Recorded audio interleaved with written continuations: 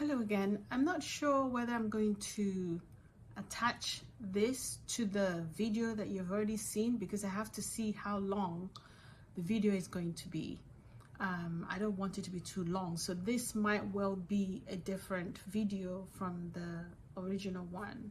But anyway, let's carry on. So now you can see how you can work out your daily energy expenditures. You can see my face. Excuse me.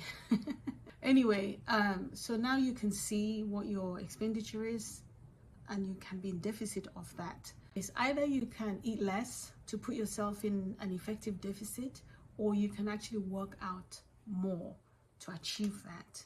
For some people, it might be that they can exercise more than others, and other people might find it easier to just eat less. I think generally I would say that it's better, or that it's easier to reduce the amount of food that you're consuming, simply because you can make changes. You can switch from your Coke to a Diet Coke and save 240 calories. You know, you can exclude sugar and all that. You can also eat less, and that's easy to achieve. Whereas to achieve it by exercising more, I don't know how many of you have actually paid attention to the amount of energy or to the number of calories you spend when you go to the gym or when you work out. It's a lot of work to be able to expend that amount of energy. For instance, for me, I run 5 times a week, 3.5 miles a day, and I know how many calories I burn each time. And it's a lot of work. So I think that if you can make changes or eat less, you know, just stop drinking the Coke, switch it to Diet Coke. Exclude the sugar, use a stevia or one of those. Don't use that salad dressing.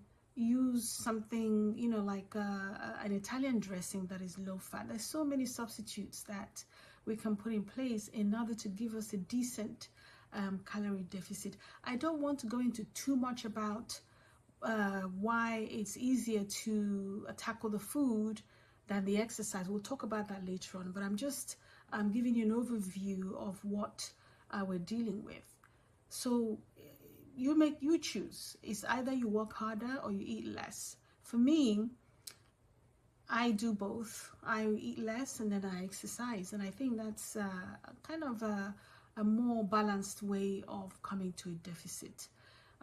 The most important thing to remember is that it's something that I can do often. Whichever option you prefer to do, or that is easier for you to do in the long term, please do that.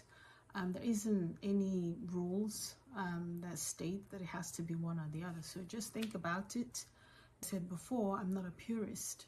And I know there's so many people out there who think that using substitute sugars or drinking diet drinks are bad for you.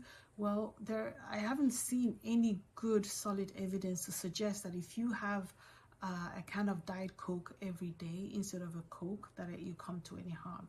I personally believe that we have more serious issues to worry about than the bottle of Diet Coke.